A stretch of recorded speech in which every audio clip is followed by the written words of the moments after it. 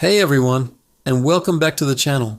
Today we're diving deep into the life of a sultan who ruled during one of the most turbulent times in Ottoman history. His name was Abdulhamid I, and his story is one of crisis, survival, and a desperate struggle to hold an empire together. So, grab your coffee, get comfortable, and let's explore the reign of the man who inherited a storm. The year is 710-4. The mighty Ottoman Empire, a power that had dominated the world stage for centuries, is on its knees. Abdulhamid I ascends to the throne, not in a moment of triumph, but in the shadow of a catastrophic military defeat. His brother, Sultan Mustafa III, has just passed away, leaving him to face the fallout from a disastrous war with Russia. The empire he inherits is reeling, and the ink is still drying on a treaty that would forever change its destiny. The infamous Treaty of Kuchuk Kainarji. This wasn't just any treaty, it was a humiliation. Imagine being the new leader of a proud empire and your very first act is to deal with the consequences of losing vast territories, including the strategically vital Crimean Khanate. For the first time, a large Muslim population was no longer under Ottoman rule. But the treaty went even further. It gave Russia the right to build an Orthodox church in Istanbul, and more alarmingly, the vague but powerful right to protect the Orthodox Christian subjects of the Ottoman Empire. This was a diplomatic Trojan horse, giving Russia a permanent excuse to meddle in Ottoman internal affairs. The loss of prestige was immense, and this sense of crisis would hang over every decision Abdulhamid made for the next 15 years. He knew from day one that his reign wouldn't be about glorious expansion. It would be about sheer survival. So what do you do when your back is against the wall?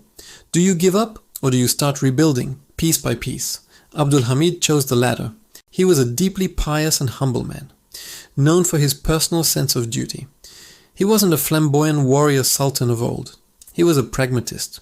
His immediate focus was on stopping the bleeding and shoring up the empire's defenses.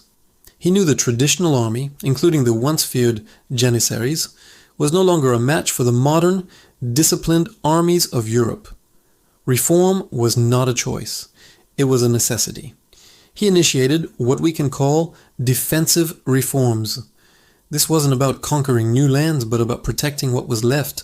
He poured resources into strengthening fortifications along the empire's vulnerable borders, especially along the Danube River, which was the front line against both Russia and Austria. The artillery corps, a traditional strength of the Ottomans, was in desperate need of an upgrade. Abdulhamid brought in European military advisors, particularly from France, a nation that was wary of Russia's growing power. These advisors, like the famous Baron de Tott, helped reorganize the army, establish new foundries for casting modern cannons, and build new military schools. The goal was to create a new generation of Ottoman officers, trained in contemporary tactics and engineering. It was a slow and often frustrating process. The old guard, especially the Janissaries, resisted these changes, viewing them as a threat to their privileges. But Abdulhamid persisted, laying the groundwork for the more ambitious reforms his successors would later attempt. While he was busy trying to modernize his military, Abdulhamid also had to manage a deeply troubled empire at home. The long years of war had drained the treasury, leading to economic hardship and public discontent. In a time of crisis, a ruler's character matters more than ever. Abdulhamid was known for his personal integrity and his concern for the common people. He would often walk through the streets of Istanbul in disguise to see the conditions of his subjects firsthand. He was a patron of public works, but his projects reflected the sober reality of his time. He sponsored the construction and repair of fountains, mosques, schools, and libraries, the essential infrastructure of daily life and faith. These projects weren't just about charity. They were a way to reinforce the Sultan's role as a provider and maintain social stability when everything else seemed to be falling apart.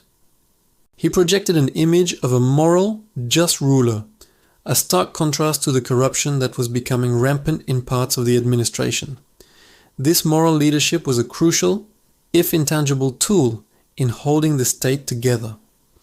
Despite his efforts to rebuild and stabilize, the specter of war was never far away. The peace with Russia was fragile at best. Catherine the Great, the ambitious Empress of Russia, had grand designs for the south. Her infamous Greek project aimed to dismantle the Ottoman Empire in Europe and resurrect a new Byzantine Empire, with her own grandson on the throne in Constantinople. The annexation of Crimea by Russia in 1783 was a blatant violation of the earlier treaty and a direct challenge to Abdulhamid.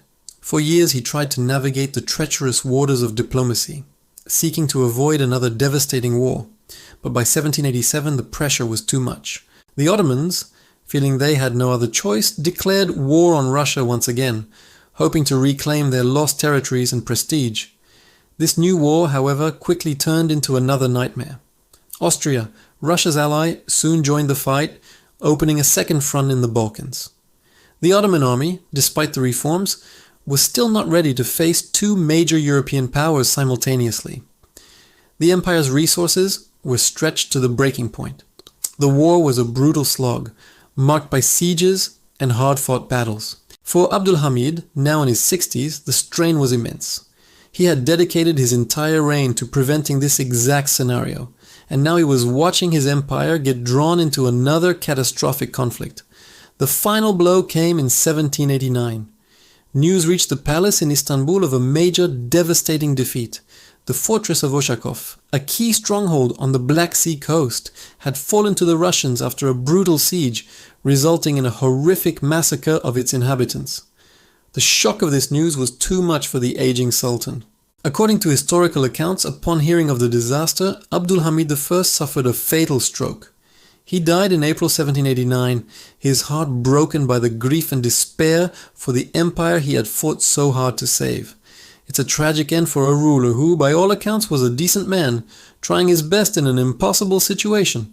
He was buried in Istanbul, in a tomb he had constructed for his family. He was succeeded by his nephew, the energetic and ambitious Selim III. Selim would take the cautious reforms of his uncle and turn them into a full-blown program of radical modernization, setting the stage for the dramatic changes of the 19th century. So how should we remember Abdulhamid I?